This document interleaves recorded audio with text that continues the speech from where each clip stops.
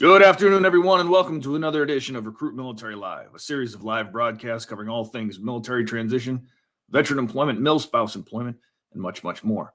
My name is Lucas Conley, retired U.S. Army officer and former TAP program manager, here to help you navigate the turbulent waters of transitioning from military service to a civilian career. If you're in search of meaningful employment, well, you're in the right place. Please visit rmvets.com/live to learn more. Okay, folks, let's roll right into today's show. Coming to us live from Fort Knox, Kentucky, today's guest is a retired U.S. Army colonel with a long and distinguished military career spanning over 24 years. Commissioned in 1983, he served in over 25 countries, with the majority of his career in the Special Operations community. His career culminated in not one but two brigade-level commands, including a 4,000-person, 7-nation combined joint Special Operations task force in Afghanistan. Following his retirement, Colonel Hurd has gone on to serve as the National Director of the U.S. Army's Transition Assistance Program, headquartered at Fort Knox, Kentucky. Under his leadership, the U.S. Army TAP program has transformed into a robust, fully comprehensive program which assists an average of 100,000 soldiers per year in their transitions to civilian life. Ladies and gentlemen, please join me in welcoming Mr. Walter Hurd. Mr. Hurd, welcome to the show, sir. Hey, Lucas, it's great to be here. Thank you so much for the opportunity to talk with you. And thank you for taking the time to be with us. I really appreciate it. And for those of you out there in the audience, now that you know who we are, we'd love to hear who you are. Hit us up in that chat window. Let us know where you're watching from, who you are, who you're with, who you served with, and what your current status is. Are you about to retire, transition after a single term of service, or have you been out for a while and thinking about a career change? Given the time, we'll address your questions, comments, and concerns in the chat. Okay, sir, we are, as they say down on the flight line, wheels up. Now, I think we all know mission requirements take the highest priority when you're on active duty. Oftentimes, that sense of immediacy and urgency causes transitioning service members to procrastinate. They make their transition a secondary priority. I think we both know that can have disastrous consequences. But anybody who's been around the Army TAP program offices has no doubt heard the phrase or seen the slogan emblazoned on a poster: go early and go often. What does this mean, and why is it so important? Yeah, that's a great question, Lucas, and really kind of rolls up what we do. I mean, clearly the mission priorities should be our priority. That's why America has an army to fight and win America's wars.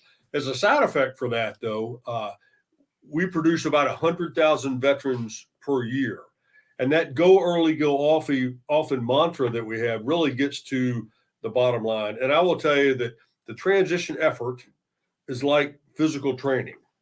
Now, people think I'm crazy when I say that, but if you think about the Army PT test, either the old one or the new one, you don't wait until just a couple of weeks before the PT test and then do push-ups for 8 hours a day and sit-ups for a long time every day. That just doesn't work. What you have to do is do an hour or so of PT every day so that after several months you're ready to go. And thinking about transition is the same. You don't need it for an hour or two every day, clearly, but you need to start that thinking process long before you actually take the test. And everybody's going to take that test. A young soldier, maybe with 3 or 4 years on active duty, an old soldier with 30 years on active duty, perhaps a National Guardsman or reservist who's mobilized maybe for 6 or 12 or 18 months. Everybody, though, ultimately takes that test of taking off their uniform and putting on some version of a civilian clothes. So the key to success we found is to start that process early. And really, it's not just somebody's good idea. Data shows that soldiers who begin TAP and begin thinking about their next goal early are twice as likely, Lucas, to find meaningful employment. So, by show of hands, how many soldiers want to be twice as likely to find a good job? Well, yeah. Leaders, commanders, how many want to help your soldiers be twice as likely to find a good job? Well, absolutely. So the best way to do that, quite simply, go early and then go often, frequent pieces. You don't have to go early for 8 months straight, but you go a year or a year and a half early. And really, it's a day every month or two is kind of what it looks like. If you add it all up, it's a couple of weeks, but scattered out over a year and a half or so.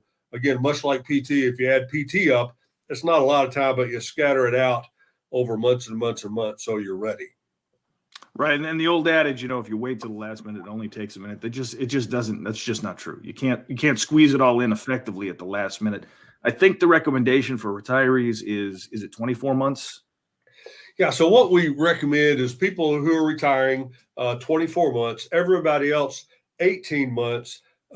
Congressional mandate is that you have to start no later than 12 months before the date on your DD 214. So the Army actually reports to Congress frequently how many soldiers started this 12 months out. And I'll tell you another interesting tidbit, if I can get off that subject just a little bit, but we found Army leaders from the chief of staff to the ACOM commanders all the way down are more and more frequently asking those questions of their subordinate leaders.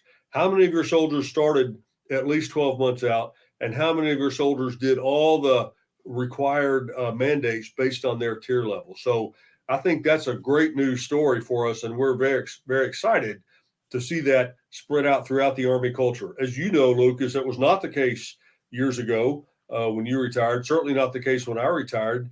And as a commander, I unfortunately did not ask my soldiers simple questions like, what are you going to do? What's your plan? It just never got around to me to ask that question. So we're trying to let the current generation of leaders and commanders to educate them so they ask that simple question. What are you going to do? Yeah, this is absolutely. I recall, of course, the last time I commanded was at the company level, and that was many years ago. I won't give away my age. It was somewhere around 2006, 2007. And if my memory serves me correctly, there was a very small portion of the program that was required. The rest was optional. And I think as a commander, as many of us commanders with a mission focused, especially at that time in our military history, in our recent military history, we often balked at the idea that we had to lose a soldier, we had to lose a group of soldiers because they had some TAP requirements. It all seemed like some form of malingering. We were wrong. What do commanders now, today, post NDAA 2016, need to understand about the TAP program? Yeah, another good question. So, commanders and leaders and sergeants major and first sergeants, et cetera, need to be mission focused. Again, that's why they exist. We give them the authority to accomplish that. But what they might not understand, and I didn't understand as a commander, is that part of that mission is that the number one priority in our Army is people first. And part of people first, just like PT, just like medical appointments, part of that people first is to set soldiers up for success in a 100% guaranteed event in their life, which is to transition off of active duty. So once commanders and leaders start to realize that this requirement is not just some arbitrary rule, Army policy or law, but it's really a moral requirement, Lucas, to prepare each and every one of your soldiers. They might not all PCS, they might not all get a promotion, they might not all get a medal, but they are all, every single one, going to take off the uniform and put on some variant of what you and I are wearing. So it's really that moral requirement. The last mission a soldier has for himself or herself, and the last mission a leader has for that soldier is to take care of them and prepare and allow them to prepare themselves for transition. I tell folks that leaders would not let their soldiers go out on a patrol without ammunition. That would be criminal. It would be morally obscene. So neither should we let our soldiers go out on the ultimate patrol, the one that's going to last the rest of their life in the civilian sector, without properly arming them with the knowledge and the technique to do what needs to be done. And I think to that point, there's something to be said about how veterans, transitioning service members who are about to become veterans, carry the message of military service to the rest of the civilian population. Those service members who've had a positive experience starting all the way at MEPS, all the way right up to their DD 214 and their transition out, can be some of the best advocates for military service and some of our best recruiters. Absolutely right. The number one recruiter is a successfully discharged soldier who tells his or her proteges, back at their high school, their nieces and nephews, their children and grandchildren, not only who verbally tells them that the Army was good to me, and that's not just TAP, obviously, but that's the soup to nuts, but really so that those young proteges can see the veteran being successful. Army veterans are more successful as entrepreneurs. They're more successful as college graduates. They're more successful as employees than their non-Army counterparts. So it's not just the moral requirement to take care of that veteran. It really takes care of our service and ultimately the whole country, because we obviously need successful entrepreneurs, successful academics, and successful employees to keep America on the great status that we are. So it's a win-win situation. Absolutely. Now, I think we know, or many of us know, that when we came to the uniform for the first time, many of us lacked direction. I know that if you had asked me when I was 19 or 20 what I wanted to be doing when I was 40 or 50, there's no way. I didn't know what I was doing. And many of our service members come in lacking direction as well, not knowing what they want to do with their lives. And oddly enough, many also end their careers with a similar lack of direction, not knowing what they want to do with the rest of their civilian lives. What kind of questions should transitioning service members be asking themselves as they begin this transition process? Well, that's a great question. And you're absolutely right. A lot of soldiers didn't, and it's realistic, frankly. Nobody is expected to have their whole life mapped out at age 20. That's just not realistic.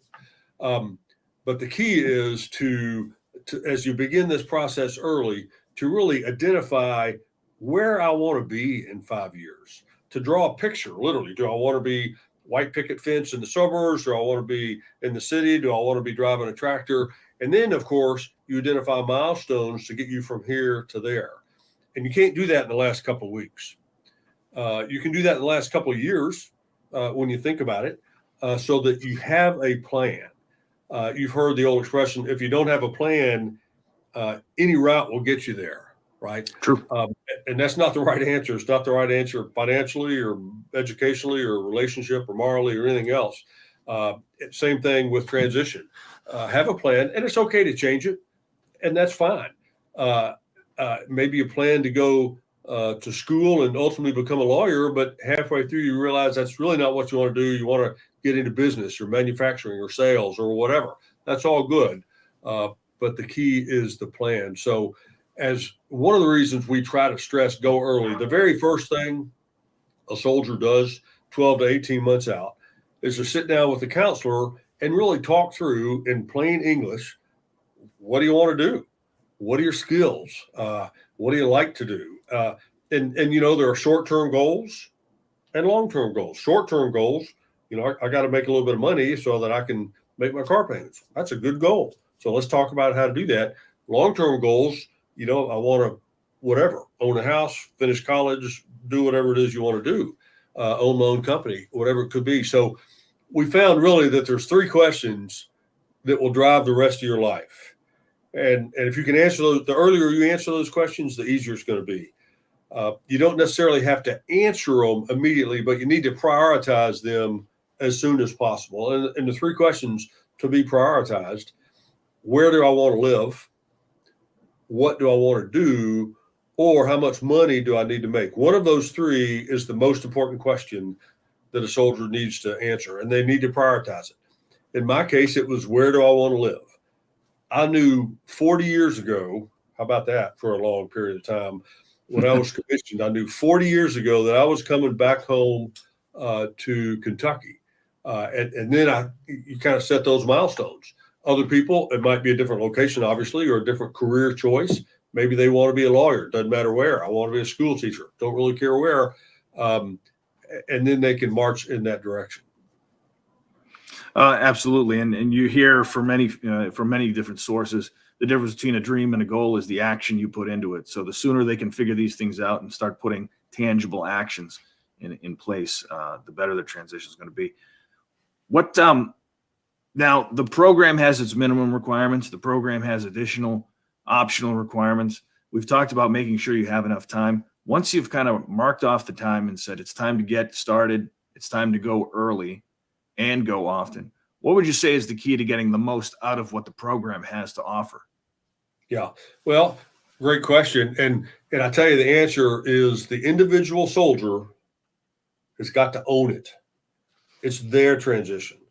Their squad leader, their company commander, their commanding general is not gonna walk them through. They're not gonna hold their hands. The soldiers got to own it. They've got to make it happen. They've got to envision. They've got to put the intellectual power and energy into it, and then make plans and execute those plans. Again, kind of like PT. You can go to formation at 6:30 and you can kind of do a couple of push-ups and hit your knees and not really work hard, and you're not going to do very well. Or you can really internalize it and own it and maximize each repetition as much as possible. And then you're going to do pretty well on the PT test. So we see soldiers, again, 100,000 a year. Obviously, you see a lot from extreme good to extreme bad. But unfortunately, there are some soldiers who don't really own it. They just kind of sit there like a bump on a log and play on their phone or go to sleep or do something in these classes that are really talking about important stuff. Like, let's talk about budgets.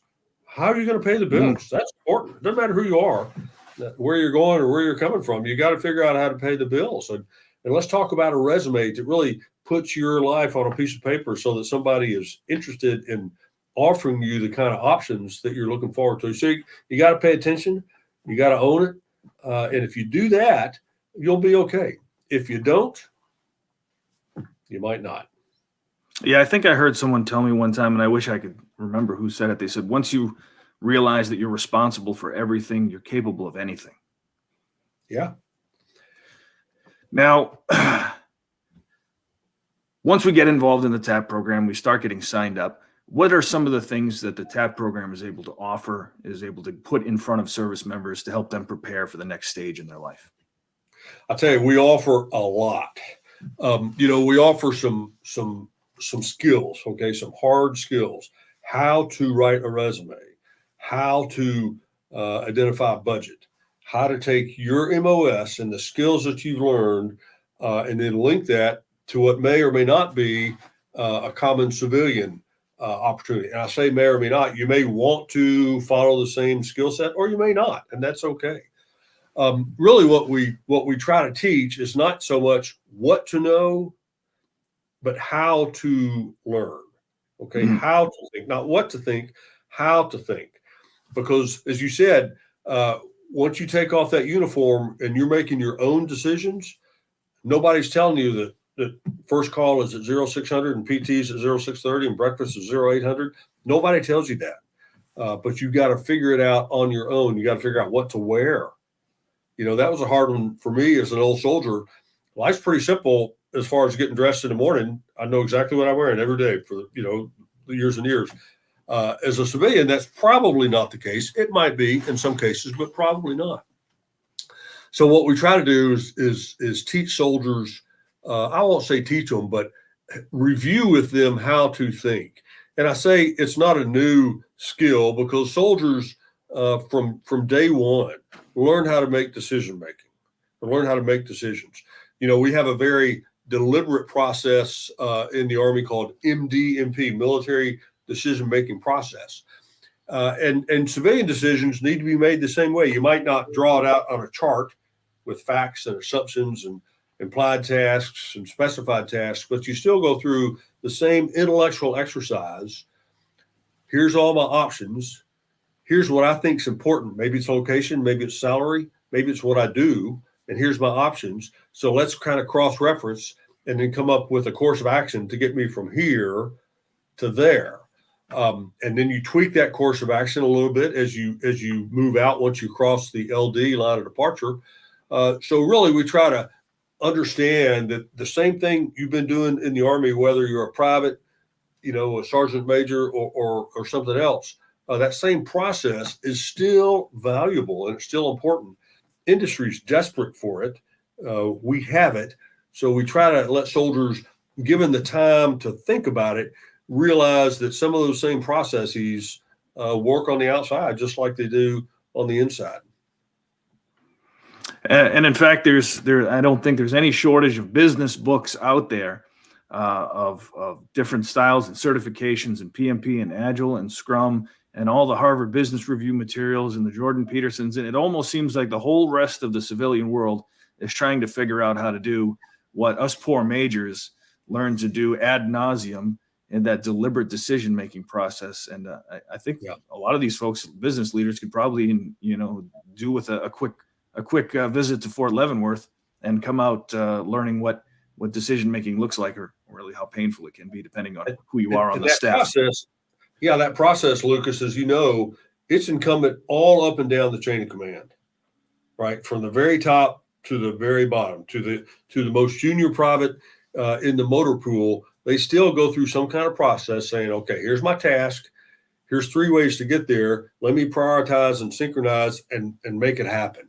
And that's extremely valuable, that intellectualizing how to think. So with the TAP process, if you own it, rather than just sitting like a bump on a log in the back of the class, snoozing or texting somebody, but if you really use it, boy, it'll pay big dividends. You've heard the metaphor, you can take a horse to water, but you can't make them drink, which is true. I'm in Kentucky. I know a little bit about horses. If they're thirsty, they'll eventually drink. The challenge with TAP is a lot of times the soldiers aren't thirsty until it's too late, until they've left the water. And water is that TAP process. So start it early and drink while you can. Now, there's no doubt that over the past 30 years, the transitioning from the military service has changed significantly. Sure. My own father told me that when he left the Air Force, his tech sergeant slapped him on the back and said, "Good luck, John. Try to stay out of jail." That's not much of what I would call a transition assistance program. Fast forward to the modern era, post-2016, we have a pretty robust program that commanders need to understand they own just as much as a service member. What does the future hold for the TAP programs going forward? Well, yeah, so I tell you, the future's promising. And you're right, TAP has changed dramatically in the last three decades. Less than 25 years ago, we really didn't have a TAP program. There were some benefits, some GI Bill benefits, and a lot of soldiers took advantage of it. My father and 10 million of his best friends out of World War II took advantage of those. So with the onset, I'll call it the modern transition program, it's really changed originally in the early 90s from a voluntary program. We encourage it, but just take what you want. And then about 10 years ago in 2011 to a mandatory everybody must do everything program. And that didn't make a lot of sense because, people need different amounts of stuff. I sat next to a soldier, I think at Fort Bragg one time, who was an anesthesiologist. And she was going through the TAP program right next to a diesel mechanic. Now, those two have dramatically different goals and opportunities. So based on that brief interaction, the Army was able, frankly, to get with Congress and change the law so that we have a more flexible, tailorable program so that you can get the skills and setup that you need, and I can get the skills and preparation that I need, and somebody else can get what they need. And they're not always the same. Sometimes they are, sometimes they're not. So what I anticipate in the future is that it's more customizable. That's not an actual word, but I think you know what I'm talking about. I'm with you. With the flexibility so that different people get what they need, and also that our information conduit and our tracking system is more flexible so that leaders and commanders can really see what's going on with their soldiers. And then when they see that, they can ask questions and they can support it and they can kind of make it happen. Again, you can imagine 100 scenarios. I will tell you that it kind of rang home to me when I was pinning a retirement medal on a soldier who used to work for me, who was retiring. This was years ago. And that was the only time, as he was getting his medal pinned on his BDUs, the only time that I, as a battalion commander, asked him, "So what are your plans? What are you going to do next?" I realize now, boy, I should have asked him that a year ago. Okay, or maybe a couple of years ago. I'd known him for 3 tours in the same battalion. So we're trying to set the conditions so that commanders and leaders, first sergeants, squad leaders, all the way up and down can ask those questions. "Hey, Joe, What are your plans? I'm getting out of the Army. Okay. What are your plans? You still have to have plans. Staying in or getting out is not a plan. It's the first step, and really have that discussion. So I look forward for a more flexible program and a program with better information flow up and down the food chain, so soldiers can really benefit, and therefore society and the Army can benefit. Absolutely fantastic. And it's no doubt that those changes are being felt and appreciated with our transitioning service members. Now, sir, imagine, if you would, that you have just a few seconds to talk with one service member who's transitioning out. Call it 30 seconds in an elevator. If you could give him just one piece of advice, him or her, just one piece of advice, what do you think that piece of advice would be? You got to own this thing. At the end of the day, the Army's going to pat you on the back. We're going to say thank you very much, and then you're on your own. So we're trying to prepare you. We're trying to offer you the opportunities, but you, young soldier or old soldier, have got to own it deep down in your soul. And that's the same thing I tell to leaders. You have a moral responsibility to take care of soldiers, and that means helping them on their final patrol, give them the ammunition they need, send them out. Absolutely. Sounds fantastic. It makes me wish I could go back and do it all over again. Mr. Hurd, if folks want to learn more about the Army TAP program, where can they go to find more information? Yeah, great question. So we have, like a lot of organizations, of course, web pages. We're on LinkedIn, we're on Facebook. We've got a web page, Army TAP at army.mil, or just get on Google and type in Army Transition Assistance Program, and you can find our web page that way. The Army, and only the Army, by the way, has a 24/7 virtual TAP center. So if it's midnight on Saturday night and a soldier and spouse want to talk about their budget or work on their resume, there's a real live counselor with a master's degree on the other end of a computer link. So go to the web page and play around with it, and you'll find our transition virtual center, and you can talk to somebody midnight Saturday, or you name the time, and they'll help you through all the things that you need. That is awesome. 24/7, 365, around the world or around the corner, there's a TAP center available to support you. Yeah. Now, we are closed on Christmas and Thanksgiving and I think New Year's, but other than that, we're wide open. Amazing.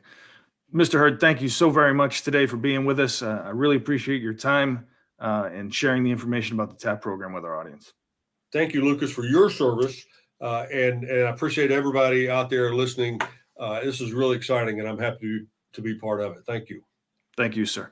And for the folks out there in the audience, if you haven't already done so, go to www.recruitmilitary.com, where you'll find over 400,000 opportunities from 16,000 plus employers. Recruit Military is on a mission to help veterans, transitioning service members, and MIL spouses alike find meaningful employment. On behalf of Recruit Military and the folks that were kind enough to join us in the audience today, thank you very much, Mr. Hurd, for being on the show. Thank you. And for those of you who want to learn more about how to have a great transition as you leave the service, tune in next week when we hear from Mrs. Colleen Drum of the Syracuse University Institute for Veterans and Military Families. She'll be talking to us about the amazing programs at Syracuse University and the IVMF that are supporting transitioning service members, veterans, and MIL spouses alike who are interested in pursuing professional certifications to enhance their career progression. We hope to see you then. Until then, this has been Lucas Conley for Recruit Military Live. Good luck and Godspeed.